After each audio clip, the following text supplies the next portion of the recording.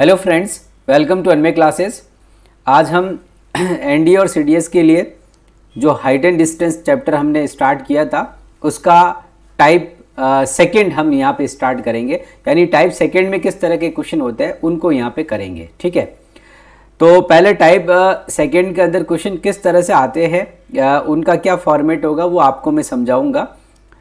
तो वीडियो को स्टार्ट करने से पहले अगर आप मेरे चैनल पे नए हैं तो चैनल को सब्सक्राइब ज़रूर कर लेना, बेल आइकन पर क्लिक कर लेना, जिससे कि आने वाले नए वीडियो के नोटिफिकेशन आपके पास जल्दी से पहुंच जाए। तो हम स्टार्ट करते हैं हाइट एंड डिस्टेंस टाइप 2 के क्वेश्चन। अब हम टाइप 2 की बात करते हैं और टाइप 2 के अंदर साइड के रेशियो किस तरह से हमें याद रखने उनको समझते हैं। तो देखो मेरे पास ये right angle triangle A B C D, ठीक है, ए बी और सी। उसके अंदर ध्यान देना दो एंगल ऑफ इलेवेशन है। यहाँ ए से यहाँ पे देखो, सी से मेरे पास ए को देख रहा हूं 30 डिग्री पे और डी से यहाँ ए को देख रहे हैं 60 डिग्री पे। यानी दो एंगल ऑफ इलेवेशन अगर आपको दिए हुए हैं तो इन साइड के, इस राइट एंगल ट्रायंगल के साइड का रेशियो क्या होगा। तो आपको हमेशा ध्यान रखना है, इधर जो है वो आपके यहाँ पे इधर जो होगा आपका क्या होगा 1 यूनिट में होगा, और ये जो है पूरा BC ये 3 यूनिट होगा, B से C तक की लेंथ। तो ये 3 है तो आपका ध्यान देना B से D तक 1 यूनिट होता है और ये आपका क्या होगा 2 यूनिट में होगा। ये बात आपको याद रखनी है। यानी यहाँ पे जब भी एंगल 60 और 30 होते हैं तो 60 और 30 यानी D और C के बीच ये वाला जो साइड है ना, ये पॉइंट और ये पॉइंट, इसके बीच का जो रेशियो होगा इस साइड का रेशियो होगा 2 यूनिट में, ये होता है 1 यूनिट में, और B से C तक जो होता है वो 3 यूनिट होता है। ये आपको याद रखना है, ठीक है। इस राइट एंगल ट्रायंगल में ये चीजें याद रखनी है। अब देखो यहां पे आ जाओ, 45 और ये 30 है, तो 45 और 30 जब भी होता है तो आपको यहां पे ये ध्यान रखना है कि ये 45 है तो ये सामने वाला 1 होगा, ठीक है, और ये वाली साइड जो है ये आपके क्या होगे √3 होगी। क्या होगी √3। तो ये जो है यहां से यहां तक ये 1 होगा, तो ये आपके पास हो जाएगा √3 - 1।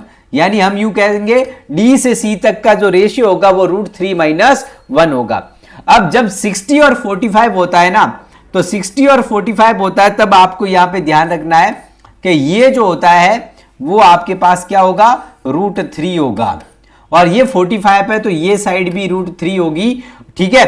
तो आपके पास ये तो है 1 यूनिट में, क्यों? क्योंकि इसके सामने एंगल यहाँ पे 30 होगा, और ये जो है ना D से C होगा क्या, ये पूरा √3 है, B से C पूरा √3 है, तो D से C की वैल्यू होगी √3 - 1। यानी यहां पर भी √3 - 1 D से C, कब? जब 45 और 30 हो angle of elevation. Angle of elevation 60 और 45 हो तो रेशियो यह D से C का रेशियो √3 - 1 होगा, ठीक है। यहां से A और B की लेंथ क्या होगी √3 रेशियो में होगी। ये आपको ध्यान रखना है, ठीक है। तो यहां पे ज्यादातर जो एग्जाम में क्वेश्चन आते हैं वो यही एंगल ऑफ इलेवेशन होते हैं। कभी 45 60 होते हैं, 30 और 45 होता है, 30 60, इस तरह के एंगल ऑफ इलेवेशन आपके ज्यादा देखने को मिलते हैं।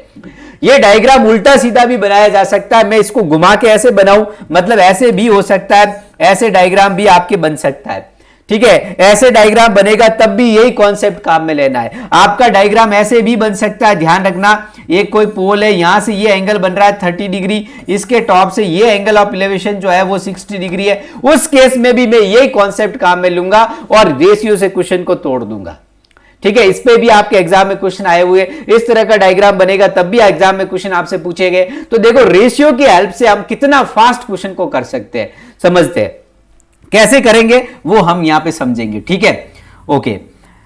तो देखो ये टाइप 2 है। अभी फिलहाल आपको क्या करना है, ये जो मैंने बोर्ड पे लिखा है इनके साइड का रेशियो याद रख लो, ये सीधा याद रख लो। कैसे आया है, कैसे है, तो मैं आपको वो भी बताऊंगा कि ये कैसे निकाल सकते हैं हम, ठीक है। फिलहाल अभी आपको ये याद रखना है कि D से C तक का ये जो है 2 यूनिट में होता है, और B से D तक कब, जब ये 60 और 30 होता है। जब भी 60 और 30 ये कॉम्प्लीमेंट्री एंगल यहां होते हैं तो इस साइड का रेशियो 3 यूनिट में होता है। ये जो है परपेंडिकुलर ये 1 यूनिट, हाइट इसकी 1 यूनिट में होती है, और D और C इस पॉइंट के बीच का जो ये लेंथ है वो 2 यूनिट रेशियो में होता है, ठीक है।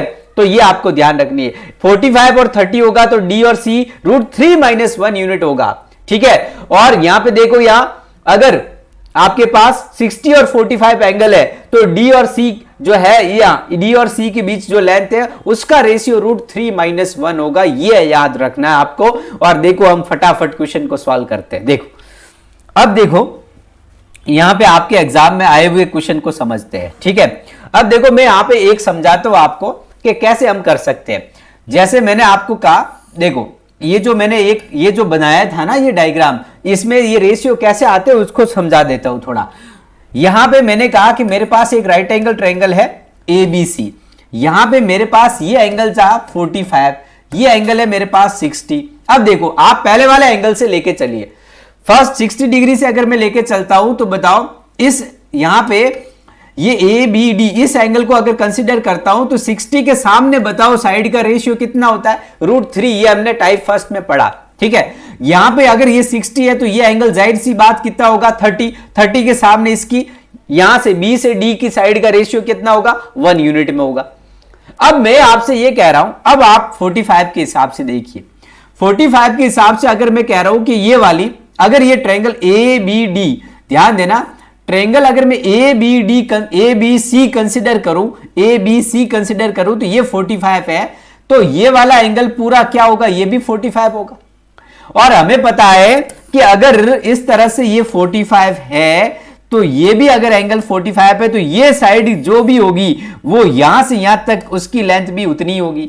तो देखो इससे हिसाब से मैंने देखा कि ये √3 है, तो यहां से यहां तक अगर इस एंगल को कंसीडर करूंगा और ये एंगल 45 है तो ये दोनों सेम एंगल होंगे, तो क्या होगा ये वाला √3 है तो ये वाली दूसरी साइड भी क्या होगी √3 होगी।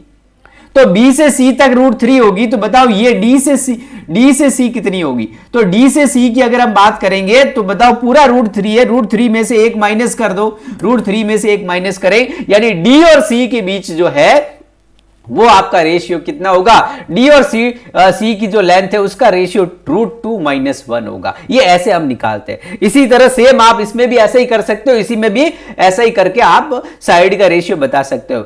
और रेशियो आप बताने से पहले मैं तो यूं कह रहा हूं इन तीनों को याद ही रख लो। देखो 60 है तो √3 है, 45 आ गया तो 1 है, यहां पे सेम ही है। नीचे वाला देखो 45, 30, 60 और 45 के लिए नीचे वाला तो सेम ही है। ये यहां पे इन दोनों के बीच √3 - 1 ही है, यहां पर भी √3 - 1 ही है। यहां 45 है तो 1 है, 60 है तो √3। यहां तो हमें पता ही है, या तो देखो 60 और 30 होता है तो हमेशा 2:1 होता है, ये 3 यूनिट में साइड होती है और ये आपका 1 होता है, ठीक है। 30, 60 में ये आपको ध्यान रखना है। ये कॉम्प्लीमेंट्री में ऐसा होता है, इसमें ये कॉम्प्लीमेंट्री में 60 और 30 में ऐसा होता है, ठीक है। ओके, अब देखो इसको अप्लाई कैसे करते हैं। सर ये तो हमने सीख लिया, अगर ध्यान देना ये रेशियो पहले समझ लेना। ये बच्चा अगर आराम से समझ लेता है, इन साइड का रेशियो दिमाग में सेट कर लेता है तो क्वेश्चन चुटकियों में सॉल्व होता है, ठीक है। कैसे करना है अभी देखते हैं। आपके प्रीवियस ईयर क्वेश्चन को हम लेते हैं और देखो कैसे सॉल्व करते हैं। यहां पे मैंने कहा कि मेरे पास यहां पे ये फर्स्ट क्वेश्चन देखिए आप, ये एनडीए देखो 2016 सेकंड में पूछा गया क्वेश्चन है। एनडीए 2016 सेकंड में क्वेश्चन पूछा गया। सीडीएस के अंदर भी ऐसे ही क्वेश्चन आते हैं, सीडीएस के अंदर भी ऐसे ही क्वेश्चन आते हैं। एनडीए में सीडीएस के नेक्स्ट जब मैं सेशन लूंगा तो उसमें सीडीएस के क्वेश्चन भी करवाऊंगा। तो आज देखो कुछ प्रीवियस ईयर क्वेश्चन में करवा रहा हूं और रेशियो के बेहाथ पे सॉल्व करवाऊंगा। देखो यहां पे क्या बोला है, a moving boat is observe from the top of A cliff of 150 meter height. The angle of depression of the boat changes from 60 to 45 in 2 minutes. What is the speed of the boat metre per hour. ध्यान देना, हमेशा calculative term पे ध्यान देना है। Question को कैसे calculate करना, क्या निकालना, उस पर गौर करिए। हमें निकालना क्या है, what is the speed of boat metre per hour, यानी हमें स्पीड निकालनी है। निकालनी क्या स्पीड तो तब आती है जब डिस्टेंस अपॉन टाइम होता है। ध्यान देना, यानी पहले आपको डिस्टेंस निकालनी पड़ेगी। अब किसकी डिस्टेंस निकालनी पड़ेगी, देखो यहां पे क्वेश्चन में क्या है, एक चलती हुई नाव को 150 मीटर की ऊंचाई की चट्टान के ऊपर से देखा जाता है। यानी ये क्या है, इस तरह से डायग्राम बनाएंगे। ये 150 मीटर जो है ऊपर एक चट्टान है, ठीक है। ये आपको बोला है क्लिफ है, इस तरह से चट्टान है, ठीक है। कितनी है, 150 मीटर की है, ठीक है। अब देखो यहां पे 150 मीटर, ठीक है, के ऊपर से देखा जाता है। नाव का अवनमन कोण यानी एंगल ऑफ डिप्रेशन, ठीक है, 2 मिनट में 60 डिग्री से 45 डिग्री में बदल जाता है। तो मीटर प्रति घंटे में नाव की गति क्या है। ठीक है, यानी आपको ये बोला कि यहां से इस चट्टान से, ध्यान देना, इधर से ये कितनी मीटर हाइट है, तो 150 मीटर हाइट से ऊपर से क्या एक नाव को देखा जाता है, और वो जो है मान लो इस पॉइंट से, ध्यान देना, फिर हम देखते हैं ना यहां पे आ जाती है। तो देखो ऊपर चट्टान से इस नाव को देख रहे हैं, तो नाव जो है वो ए से बी तक आ जाती है, यानी उसका एंगल ऑफ, ध्यान देना, डिप्रेशन जब बोलते हैं ना तो एलिवेशन को उल्टा कर देना है। यानी हमें एक बात और बता देता हूं, ये आपका 60 डिग्री होगा और ये आपका 45 डिग्री होगा। ठीक है, यह आपको ध्यान रखना है। अब देखो कैसे, चाहे वहां डिप्रेशन दिया हुआ हो चाहे इलेवेशन दिया हुआ, देखना यहां पे उससे इलेवेशन को इलेवेशन और डिप्रेशन में ज्यादा कंफ्यूज होने की जरूरत नहीं है। इसने कहा ऊपर से देख रहा है, तो ऊपर से देखेगा तो नीचे की तरफ तो डिप्रेशन एंगल बनेगा।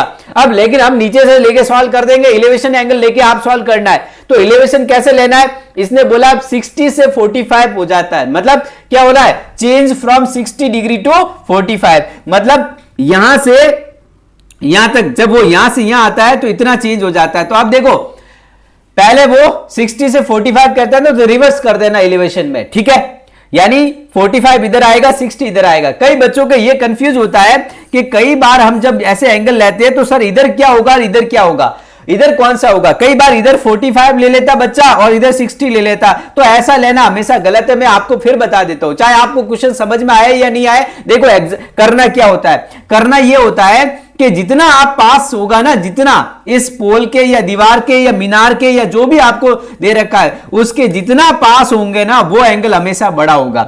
यानी ये आपको बड़ा लेना है और ये हमेशा छोटा लेना है। चाहे आपको डिप्रेशन इधर से इधर चेंज होता हुआ दिख रहा है, कोई बात नहीं। अगर देखो यहां पे ये 45 है, ये 60 ही होगा।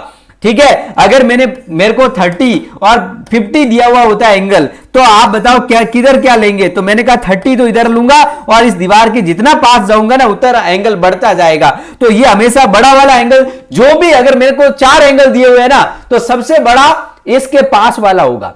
ठीक है, ये बात हमेशा आपको ध्यान में रखनी है, ये बात हमेशा आपको ध्यान में रखनी है। हाइट एंड डिस्टेंस में एंगल में लेने में कोई कंफ्यूजन नहीं होना चाहिए, किसी को कोई कंफ्यूजन नहीं होना चाहिए। देखो इसको मैं और समझाता हूं, देखो कैसे, ध्यान से देखना।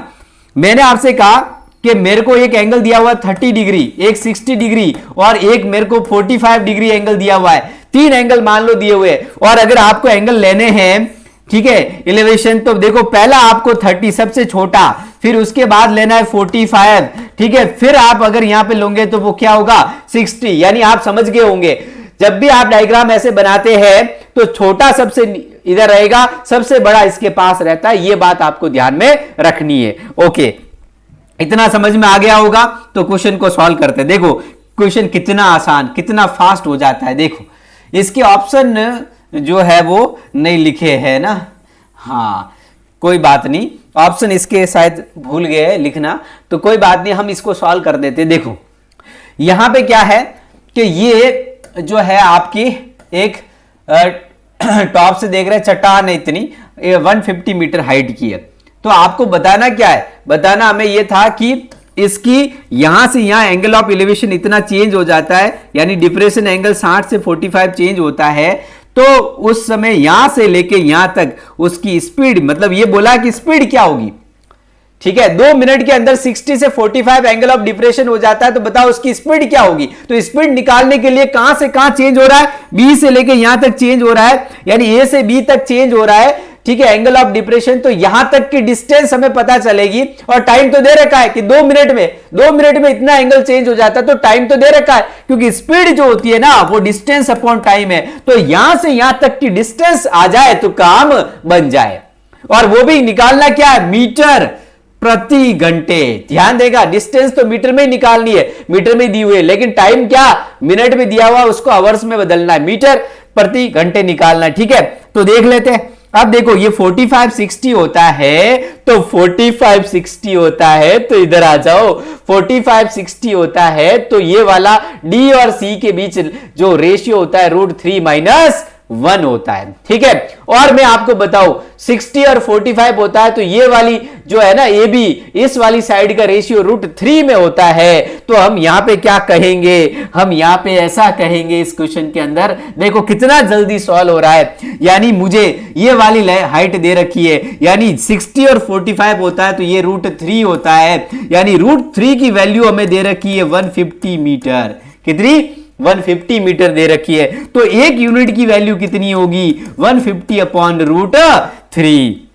लेकिन हमें क्या निकालना है, हमें तो यहां से यहां तक, तो यहां से यहां तक कितना होता है? √3 - 1, यानी एक यूनिट की वैल्यू आ जाए ना, जितना मन करे उतने यूनिट की वैल्यू निकाल सकते। एक इकाई का मान इतना है तो इतनी इकाई का मान कितना होगा, यानी √3 - 1 का मान कितना होगा। तो हम यहां पे यूं कहेंगे, देखो इधर √3 - 1 अगर निकालेंगे तो 1 यूनिट की वैल्यू को 150 अपॉन √3 है ना, इसको इससे √3 - 1 से मल्टीप्लाई कर देंगे, इसको मल्टीप्लाई कर देंगे। ठीक है, तो आपके यहां पे आंसर आ जाएगा। ठीक है, तो इस तरह से ये वाली वैल्यू है ना, ये पूरी की पूरी आपकी क्या आ जाएगी? डिस्टेंस आ जाएगी। कहां से कहां तक? ए से बी तक की, और इसमें हम 2 से डिवाइड करेंगे, आपका आंसर निकल के आ जाएगा। आप चाहो तो इसको यहां पे सॉल्व कर सकते थे।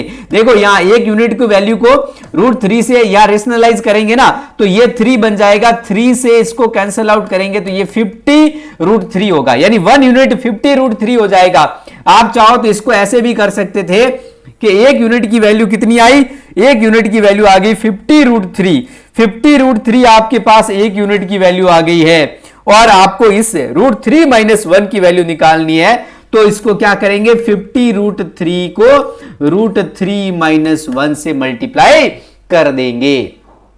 ठीक है, और ये आपकी डिस्टेंस आ गई। √3 - 1 क्या है? इस वाले लेंथ की, इस वाले लेंथ का रेशियो है।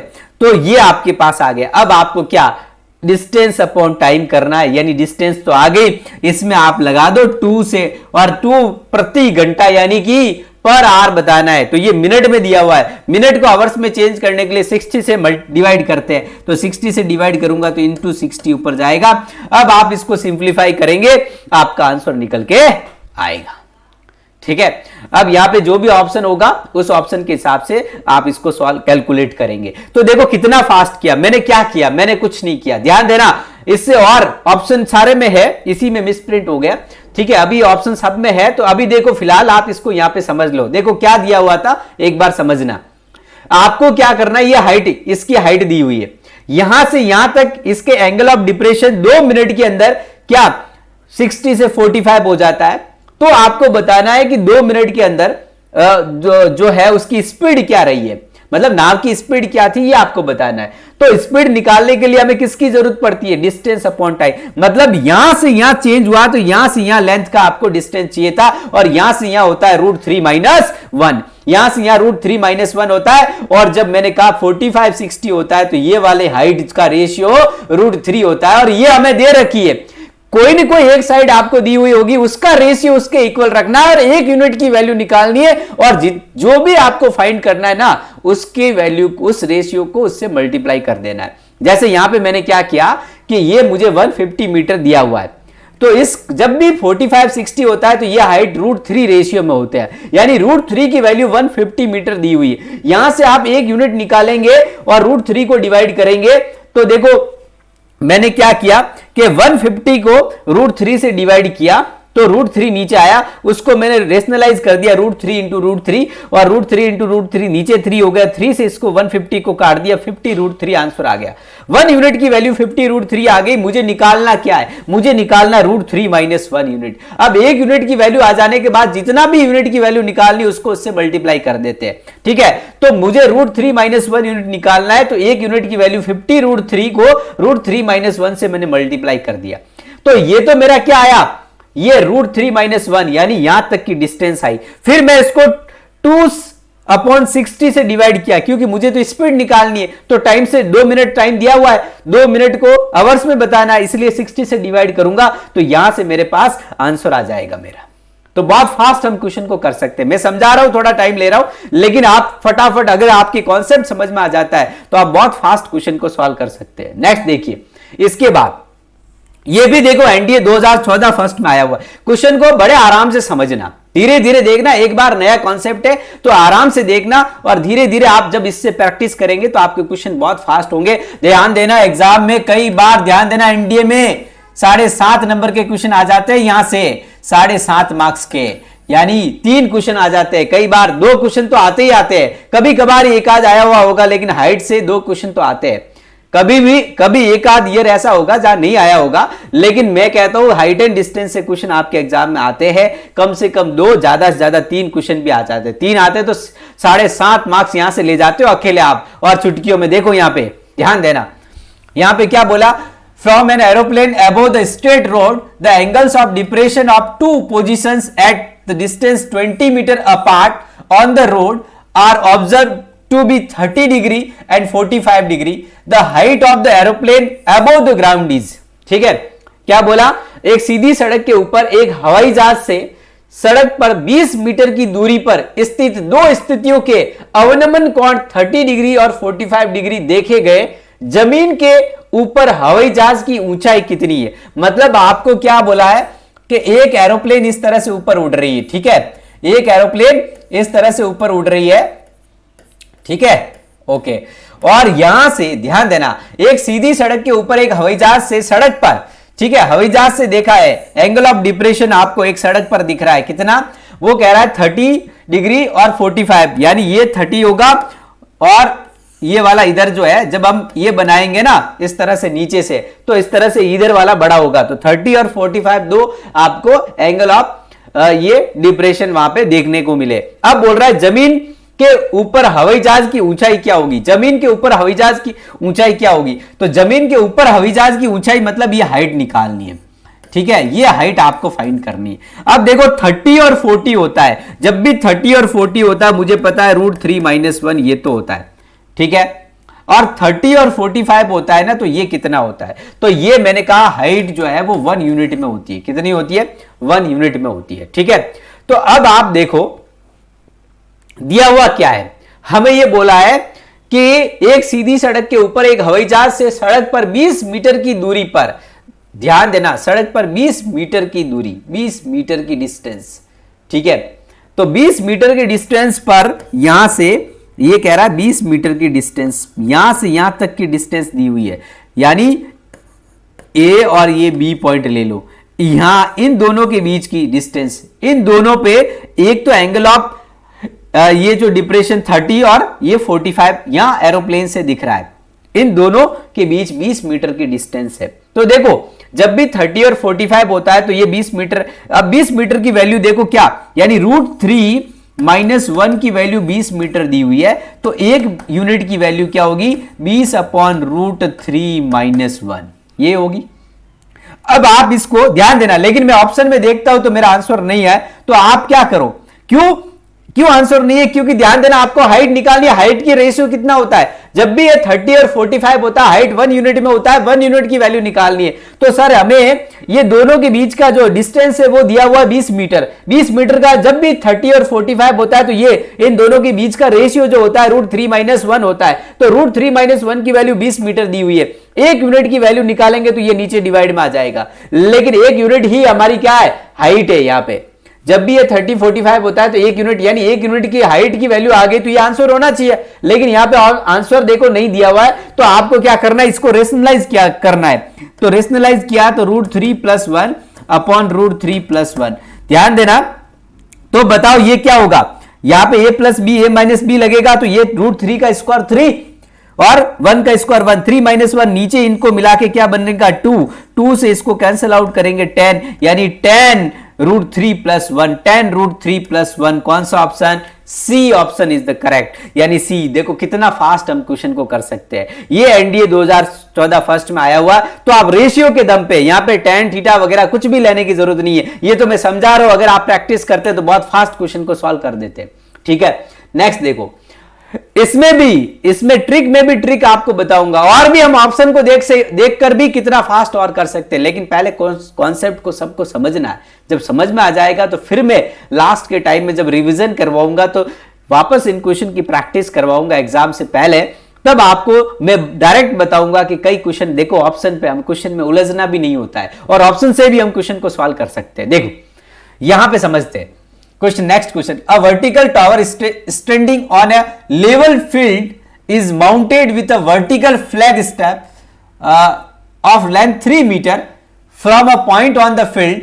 The angles of elevation of the bottom and top, ये top होता of the flag staff are 30 degree and 45 degree respectively. Which one of the following gives the best approximation to the height of the tower? Tower की height हमें बतानी, मतलब क्या, एक समतल मैदान पर खड़ा एक ऊर्ध्वाधर टावर 3 मीटर लंबाई के ऊर्ध्वाधर ध्वज दंड के साथ लगाया जाता है। ठीक है, ओके। मैदान के एक बिंदु से ध्वज दंड के तल और सिरे का उन्नयन कोण जो 30 डिग्री और 45 डिग्री है। तो इनमें से निम्नलिखित में से कौन सा टावर की ऊंचाई के लिए सबसे सन्निकट यानी निकटतम यानी अप्रोक्सीमेट वैल्यू जो है वो आपके दिया हुआ है यहां पे। ठीक है, तो आपको देखो यहां पे किस तरह से इसका डायग्राम, ये फ्लैग स्टेप इस तरह से बना हुआ है। ठीक है, ओके। अब कह रहा है कि यहां से 3 मीटर नीचे, ये बोल रहा है ना, एक समतल मैदान पर खड़ा ऊर्ध्वाधर टावर 3 मीटर लंबाई के ऊर्ध्वाधर ध्वज दंड, यानी ये जो फ्लैग स्टेप है इसकी लेंथ कितनी है, 3 मीटर, ठीक है, के साथ लगाया जाता है और मैदान के एक बिंदु से ध्वज दंड के तल और सिरे का उन्नयन कोण, यहां से देखो इधर इसका इस तरह से यहां पे ये जो एंगल बनेगा ना इसके टॉप से और इसके बॉटम से, ठीक है, इसके बॉटम से और इसके टॉप से जो एंगल ऑफ एलिवेशन बन रहा है वो कितना है, ये एक ध्यान देना फ्लैग स्टेप है जो 3 मीटर लंबा है और इसके टॉप से इस प्लेन पे, मतलब एक क्या रोड पर, ठीक है, इस पर जो एंगल ऑफ आपके एलिवेशन है वो 30 डिग्री एंड 45 है, 30 डिग्री एंड 45 बन रहा है, 30 डिग्री और 45 आपके जो है वो एंगल ऑफ एलिवेशन बन रहा है। तो ये देखो 30 डिग्री छोटा वाला होगा और ये जो है वो 45 डिग्री एंगल बन रहा है, ठीक है, ऐसा बोला है उसने, टॉप रेस्पेक्टिवली बोला है ना, तो 30 डिग्री तो है बॉटम से, ठीक है, बॉटम के साथ ये देखो 30 डिग्री और टॉप से जो एंगल बन रहा है वो कितना है 45 डिग्री, ये बोला है। तो अब आपको ये बताना है कि टावर की जो ये हाइट है, ध्यान देना, ये टावर की जो हाइट है ये वाली, ठीक है, इस हाइट के लिए जो है वो इसमें से कौन सी वैल्यू जो है अप्रोक्सीमेट नियरेस्ट आपका जो आंसर है वो होगा, ठीक है। तो इसको कैसे सॉल्व करेंगे, तो आप देखो यहां पे इस डायग्राम को थोड़ा चेंज कर दे, अगर आप थोड़ा चेंज करें, मतलब कैसे, इसको अगर ऐसे बनाए तो देखो ये हाइट मुझे निकालनी है, ये हाइट मुझे अगर बतानी है तो ये 30 और ये 45 है। मैं इसको देखो थोड़ा सा ऐसे कर लेता हूं, थोड़ा समझाने के लिए मैं इसको ऐसे ड्रॉ करता हूं, तो आप मुझे ये बताओ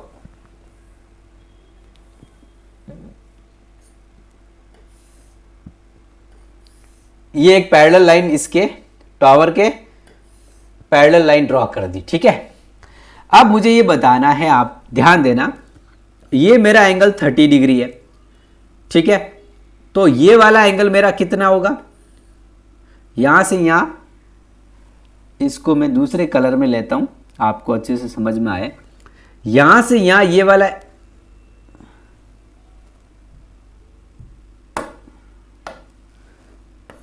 यहां से यहां ये वाला एंगल कितना होगा 60 डिग्री। तो आप मुझे बताओ ये दोनों, ये लाइन और ये लाइन एक पैरेलल लाइन है, तो ये अगर 60 डिग्री है, समझना, ये अगर 60 डिग्री है तो ये एक ट्रांसवर्सल जा रही है, ठीक है, तो ये एंगल मेरा कितना होगा 60 डिग्री। अब देखो आप जरा समझना कि ये एंगल मेरा कितना है, तो मैंने कहा कि ये एंगल मेरा ये वाला, अब ये कितना होगा, तो ये आपका एंगल जो होगा वो किसके इक्वल होगा, इस एंगल के इक्वल होगा, ठीक है ना। तो ये वाला आपके एंगल कितना है, तो ये एंगल मैंने कहा मेरा, ध्यान देना, ये 45 है, तो ये इधर वाला भी कितना होगा 45, ये 45 है तो इधर वाला भी 45, जब जाके सम 90 होगा, तो ये वाला एंगल भी कितना होगा आपका 45, अब यहां से ही सॉल्व कर लो, ये 45 आ गया, ये 60 आ गया। अब देखो 45, ये ट्रायंगल है ना, आप देखो ऐसे बन गया, अब ये ट्रायंगल ऐसे बन गया, आप जरा सोचिए, ये 60 हो गया, ये 45 हो गया, ऐसे हो गया, इसको ऐसे घुमा दो, हो गया ना। तो ये 45 हो गया, ये 45 आपका हो गया इस तरह से, ये आपका 45 और ये आपका 60 ऐसे हो गया। अब मुझे पता है जब 60 और 45 ये होता है, जब 60 और ये 45 होता है, तो ये वाला जो बीच का होता है वो √3 - 1 होता है ना, इस साइड का रेशियो √3 - 1, और ये 60 होता है, तो इधर कितना होता है, √3 होता है। तो ये देखो यहां पे अब मुझे इसकी हाइट मुझे बतानी है, यहां से यहां तक कितनी होगी। तो देखो यहां से यहां तक क्या होगा, तो यहां से यहां तक तो 1 यूनिट की वैल्यू होगी, और आपको दिया हुआ है √3 - 1 3 मीटर दिया हुआ है। यानी हम इसको कैलकुलेट कर सकते हैं ऐसे, इसको ऐसे कैलकुलेट करेंगे कि √3 - 1 जो है वो 3 मीटर के इक्वल है। तो 1 यूनिट किसके इक्वल होगा, 3/√3 - 1, है ना। अब अगर मैं इसको रेशनलाइज करता हूं तो √3 + 1 अपॉन √3 - 1 ये आ जाता है। अब आप जरा देखिए कि मैं इसको करता हूं तो ये +1, यहां से इन दोनों का रेशनलाइज किया तो ये क्या होगा, a + b a - b नीचे बनेगा, तो नीचे क्या आ जाएगा, 3 का स्क्वायर, √3 का स्क्वायर 3 और 1 का स्क्वायर 1, तो 3 - 1 कितना होगा 2, यानी 3/2 इंटू आपका √3 + 1 ये हो जाएगा। अब जरा आप सोच के देखिए ये वैल्यू किसके करीब हो सकती है, तो √3 का मान देखो हमें पता है कितना, 1.732 यूज करना है। तो देखो यहां पे 3/2 की वैल्यू तो होगी आपकी 1.5, √3 की वैल्यू 1.732 प्लस ये हो गए 1.732 प्लस 1 करेंगे तो कितना आएगा, 2.732 आ जाएगा। इसको जब आप इससे मल्टीप्लाई करेंगे, तो इसको आप इससे मल्टीप्लाई करेंगे तो इसका जो आपका आंसर बनेगा वो आपके पास आ जाएगा 4.098 मीटर।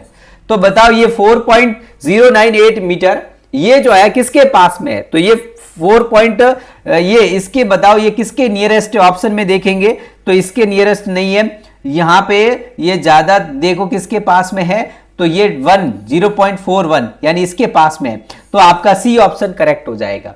तो देखो मैंने क्या किया, मैंने आपको समझाने के लिए इस डायग्राम को ऐसे बनाया।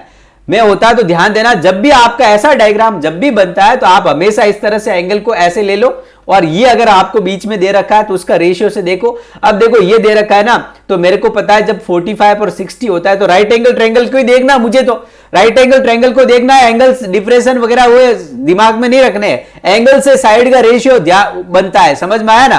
तो ये एंगल 45 और 60 हो गया, तो ये 45-60 आपका हो गया। तो जब भी 45-60 होता है तो ये जो है वो √3 - 1 यूनिट में होता है, और ये वैल्यू दे रखी है, तो √3 - 1 = 3, 1 यूनिट निकालना है। जब भी मुझे पता है कि 45 और 60 होता है तो इधर वाला जो होता है ना वो 1 यूनिट में होता है, ये आपका 1 यूनिट होता है, ये 1 यूनिट में होता है। तो यानी यहां से यहां तक हाइट निकालनी थी, तो यानी 1 यूनिट की वैल्यू निकालनी थी। 1 यूनिट मेरे पास कैसे आएगा, तो मैंने कहा कि ये मेरे को 3 मीटर के बराबर दे रखा है, और 1 यूनिट की वैल्यू निकालूंगा तो इसको नीचे डिवाइड कर दूंगा, और इसको रेशनलाइज किया, और ये देखो √3 की वैल्यू को यूज किया और मैं आंसर तक पहुंच गया। ठीक है, नेक्स्ट देखिए, from the top of a lighthouse 100 meter high, the angle of depression of boat is tan inverse 5/12. What is the distance between the boat and the lighthouse? एक प्रकाश स्तंभ के शीर्ष से 100 मीटर ऊंचा एक नाव का अवनमन कोण tan इनवर्स 5/12 है। नाव और प्रकाश स्तंभ के बीच की दूरी कितनी, ये आप बतानी है। ये एनडीए 2017 फर्स्ट में आया हुआ है। देखो ये आपका लाइट हाउस है, क्या है, लाइट हाउस, और इस लाइट हाउस की ऊंचाई आपको दे रखी है कितनी है, 100 मीटर। यहां से ध्यान देना, इस लाइट हाउस से नीचे अगर हम देखते हैं, यहां पे हमारे एक बोट है, नाव है, तो इसका एंगल ऑफ, यहां से देखते हैं तो एंगल ऑफ डिप्रेशन, ठीक है, एंगल ऑफ डिप्रेशन जो है वो कितना दे रखा है, tan इनवर्स 5/12। तो tan थीटा कितना होगा, tan थीटा हो जाएगा 5/12 और tan थीटा होता है क्या, परपेंडिकुलर अपॉन बेस। अब देखो यानी परपेंडिकुलर की वैल्यू 5 यूनिट है। हमें यहां से ये कह रहा है कि लाइट हाउस, ये लाइट हाउस और ये बोट, इसके बीच की डिस्टेंस जो है वो कितनी है ये बतानी है। तो इसके बीच की डिस्टेंस कितनी है, तो ये बेस है, बेस की वैल्यू कितनी दे रखी है, क्योंकि tan थीटा दिया हुआ है 5/12, 5 है क्या परपेंडिकुलर और 12 कितना है बेस, ठीक है। 12 यूनिट जो है वो आपका, ये 12 यूनिट है, सॉरी 12 यूनिट आपका क्या है, बेस है। तो 5 यूनिट की वैल्यू तो दे रखी है। ये देखो ये अगर थीटा है, tan थीटा है ना 5/12, तो ये थीटा एंगल है, तो ये कितना होगा, ये भी थीटा। तो बताओ 5 यूनिट की, ये सामने वाला क्या होगा परपेंडिकुलर, ये 5 यूनिट दे रखा है। 5 यूनिट की वैल्यू हमें दे रखी है कितनी है, 100 मीटर। तो 1 यूनिट की वैल्यू कितनी होगी, 5 को डिवाइड करेंगे 20 मीटर। जब 1 यूनिट 20 है तो 12 यूनिट कितनी होगी, तो 12 को 20 से मल्टीप्लाई कर दो, कितना आएगा 24, ध्यान देना 2400, ये आपके पास सॉरी 240 मीटर आपका आंसर आ जाएगा। तो 240 मीटर कौन सा, सी ऑप्शन आपका करेक्ट। तो देखिए कितना फास्ट हो गया, 5 यूनिट की वैल्यू दे रखी है 100, 1 यूनिट की वैल्यू निकाल दी। आपको बोट और लाइट हाउस के बीच की डिस्टेंस निकालनी है जो कितनी है 12 यूनिट। तो 1 यूनिट की वैल्यू 20 मीटर है, तो 12 यूनिट की वैल्यू कितनी होगी 240, सी ऑप्शन करेक्ट। क्या था, ओके। तो नेक्स्ट क्वेश्चन देखिए,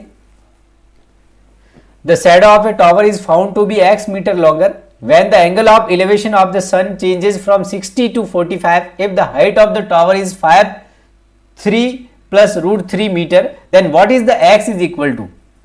यानी अब आपको क्या बताना, देखो यहाँ पे क्वेश्चन में बोला है जब सूर्य का उन्नयन कोण 45 डिग्री है तब किसी टॉवर की परछाई 60 डिग्री उन्नयन कोण पर बनने वाली परछाई से x मीटर अधिक है, लंबी है। यदि टॉवर की ऊंचाई 3 प्लस √3 मीटर है तो यहां पे तो x किसके बराबर है, यहां पे x आना चाहिए था, तो x की वैल्यू बतानी है। तो देखो यहां पे क्या करना है, ये मेरे पास एक टॉवर है, ठीक है। टॉवर से ये कह रहा है कि एंगल ऑफ इलेवेशन यहां पे बन रहा है आपका 45 डिग्री, कितना बन रहा है 45 डिग्री है एंगल ऑफ इलेवेशन है।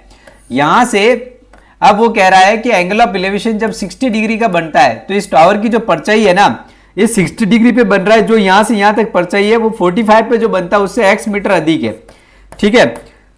यानी यहां इस दोनों पॉइंट के बीच की डिस्टेंस कितनी है x, वो हमें फाइंड करनी है। तो जब भी 45 60 होता है तो बताओ, और इस टॉवर की जो लेंथ हाइट है ना वो हमें दे रखी है 3 प्लस √3 मीटर, इतनी दे रखी है। ये टॉवर है हमारा, ठीक है, ओके।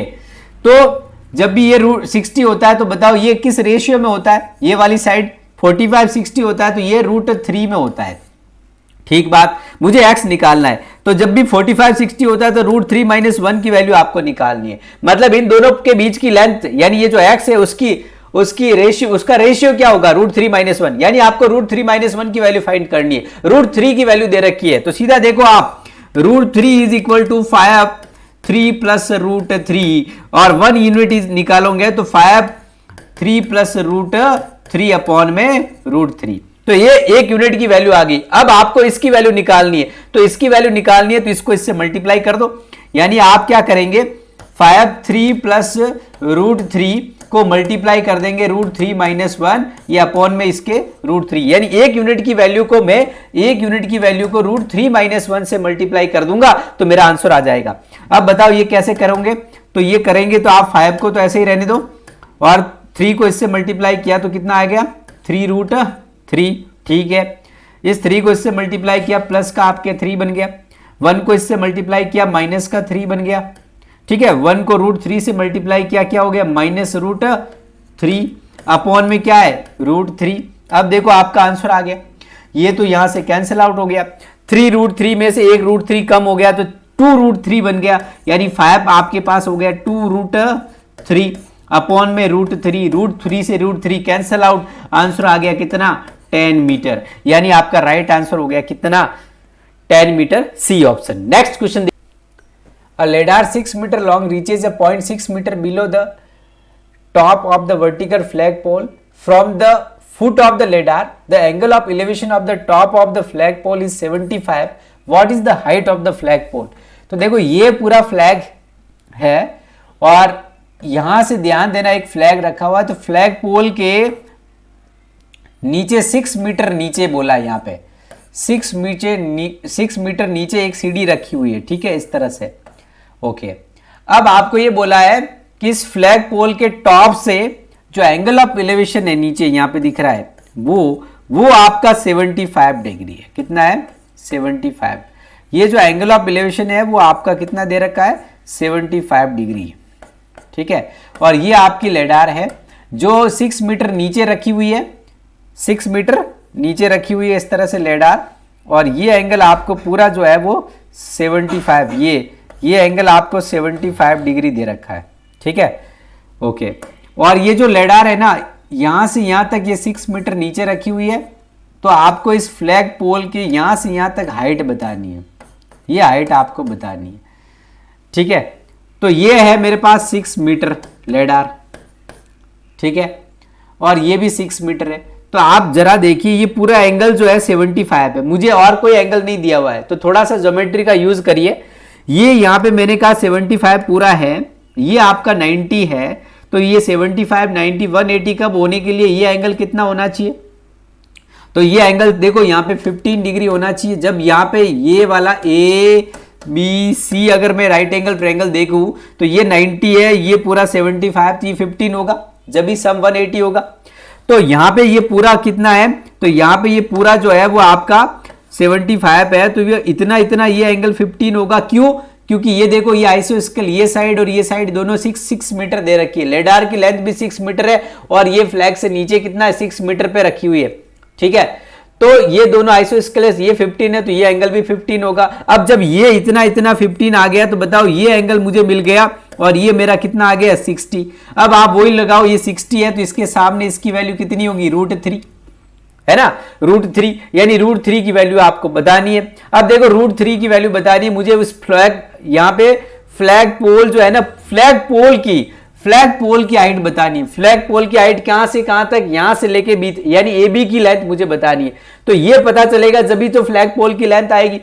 तो ए बी की लेंथ मुझे बतानी है 6 प्लस, तो मैं देखते ही ये कह सकता हूं कि ये आंसर तो नहीं होगा। क्यों नहीं होगा? क्यों नहीं होगा? उसका रीजन है, ध्यान देना। इसलिए नहीं होगा क्योंकि ये मेरे पास 6 मीटर दिया हुआ है ना, जब भी ध्यान देना ये 60 है तो ये एंगल 30 होगा ना, तो ये 90 है तो ये वाला हाइपोटेनस बनेगा, ये हाइपोटेनस 2 यूनिट में होगा, यानी 2 यूनिट की वैल्यू 6 मीटर के इक्वल है, तो 1 यूनिट की वैल्यू 3 मीटर होगी ना। 1 यूनिट की वैल्यू कितनी होगी? 3 मीटर। तो देखो यहां पे 6 + 3 यहां पे, लेकिन ये √3 है, ध्यान देना। 1 यूनिट 3 मीटर है, तो ये h की वैल्यू निकालनी है। h की वैल्यू तो 1 यूनिट से भी ज्यादा है, क्योंकि ये √3 है, इसकी लेंथ यहां से यहां तक कितनी होनी चाहिए? यहां से यहां तक होनी चाहिए कितनी? √3 यूनिट में। तो 1 यूनिट की वैल्यू 3 है, तो √3 की वैल्यू तो 3 से भी ज्यादा होगी, यानी 6 प्लस, अगर 1 यूनिट ऐड करता तो 9 आता, है ना, लेकिन हमें √3 ऐड करना है, 6 + √3। तो 6 + √3 कितना हो, कौन सा आंसर हो जाएगा? तो देखो अब आपको करना कैसे वो समझना है, ठीक है। मैं यहां पे आपको जो समझाना चाह रहा हूं वो देखिए आप। तो मेरे पास क्या है? 2 = 6 मीटर, 1 यूनिट = 3 मीटर आ गया। 1 यूनिट = 3 मीटर आ गया। उसके बाद आपको देखो कि 1 यूनिट की वैल्यू 3 मीटर है। 1 यूनिट की वैल्यू अगर आपके पास 3 मीटर है तो √3 की कितनी होगी? तो √3 की वैल्यू होगी क्या? 3√3। तो बताओ इसकी वैल्यू आ गई कितनी? 3√3। तो 6 + 3√3 ये आपके पूरे पोल की लेंथ हो जाएगी, जो कि ऑप्शन कितना है? कौन सा है? डी, यानी डी ऑप्शन आपका करेक्ट हो जाएगा। नेक्स्ट देखिए, the angle of elevation of the top of a tower standing on a horizontal plane from 2 points on a line passing through the foot of the tower at distances 49 meter and 36 meter are 43 degree and 47 degree respectively. What is the height of the tower? Tower की height बतानी है। यह NDA 2015 first में आपको पूछा गया, यह NDA 2015 first में पूछा गया। तो देखो यहां पे आपको यह ध्यान रखना है, क्या बोला है कि एक आपके पास इस तरह से एक टावर है, ठीक है, तो टावर दे रखा है, the angle of elevation of the top of a tower standing on a horizontal plane, ये हॉरिजॉन्टल प्लेन है, फ्रॉम, इस पे ये टावर खड़ा है, from 2 points on line passing through the foot of the tower, ठीक है, इस ये टावर के फुट से एक लाइन जा रही है, इसके ऊपर कोई भी 2 पॉइंट है, ठीक है, इस 2 पॉइंट से एंगल ऑफ आपके एलिवेशन आपको दे रखा है, एंगल ऑफ एलिवेशन जो बन रहा है ना वो आपको बोल रहा है कि 43 और 47, तो जाहिर सी बात है बड़ा है जो इसको इधर रख दो, 47 ये है और ये 43 यहां बन रहा है, और यहां से जो टावर के पास से जो डिस्टेंस है ना वो पास की कम होगी 36 मीटर, और ये वाली डिस्टेंस है वो कितनी है 49 मीटर, ठीक है, ऐसा दिया हुआ है। तो आपको ये बोला है कि इस टावर की हाइट बतानी, अरे हाइट निकालना है ना, यहाँ पे सीधा इस तरह का होता है, जब भी ये 2 कॉम्प्लीमेंट्री एंगल होते हैं, ध्यान देना, अगर ऐसा क्वेश्चन है और कोई भी 2 एलिवेशन एंगल की उस दीवार से, वॉल से, लेडार से या टावर से, ध्यान देना, कोई भी एक टावर से, बिल्डिंग से अगर 2 एंगल ऑफ एलिवेशन बन रहे हैं और उनकी डिस्टेंस, दोनों एंगल ऑफ एलिवेशन की टावर से या वॉल से डिस्टेंस हमें दे रखी है, जैसे इस 47 की डिस्टेंस यहां दे रखी है, इस एंगल की डिस्टेंस इस से यहां तक दे रखी है, तो सीधा इस टावर की या बिल्डिंग की जो हाइट होगी वो रूट ए बी होगी। ए बी क्या होगा, तो ए आपकी वाली ये वाली लेंथ होगी, बी ये वाली लेंथ होगी, ठीक है, यानी दोनों ही लेंथ का आप अंडर ले लो, यानी 36 इंटू 49 कर दो, आंसर आ जाएगा 36 का रूट 6, 49 का 7, यानी 42 मीटर। 42 मीटर यहां पे ये, इसको रेशियो से भी कर सकते हैं, लेकिन आपको रेशियो से करने की जरूरत नहीं है, सीधा हमेशा क्या पे रेशियो वाला होता है ना, यहाँ पे 60 और 30 तब तो कर लेते हैं, लेकिन यहाँ पे कोई रेशियो हमें पता नहीं है, तो 40, लेकिन ये कॉम्प्लीमेंट्री एंगल है, कॉम्प्लीमेंट्री एंगल है तो सीधा आप ये लगाओ, हाइट निकालनी है तो रूट ए बी होता है, सीधा आपका आंसर आ जाएगा 42 मीटर, ठीक है, ओके। तो यहाँ पे इस तरह से हमने यहाँ पे कुछ क्वेश्चन जो है एनडीए में प्रीवियस ईयर आए हुए क्वेश्चन देखे, और नेक्स्ट वीडियो के अंदर और भी हम क्वेश्चन करेंगे, टाइप 3 का कॉन्सेप्ट में बताऊंगा। तो रेशियो का कॉन्सेप्ट अगर आपके माइंड में सेट हो जाता है, अगर आप प्रैक्टिस करते हैं, तो रेशियो के दम पे आप बहुत सारे क्वेश्चन फटाफट सॉल्व कर सकते हैं, ठीक है। टाइप 3 के अंदर कुछ डिफरेंट वैरायटी के क्वेश्चन हम लेंगे, जो कई सीधे फॉर्मूला बेस्ड आते हैं, मतलब फॉर्मूला ही हमें प्रूव करने के लिए पूछ लिया जाता है, तो वो कैसे करेंगे, यानी ऑप्शन में ही अगर हमारे पास ऑप्शन ही इस तरह से एंगल जैसे tan थीटा में वगैरह हाइट या डिस्टेंस या ट्रिग्नोमेट्री रेशियो के फॉर्म में होते हैं, तो उन क्वेश्चन को कैसे करना होता है वो समझेंगे, ठीक है, ओके, जय हिंद।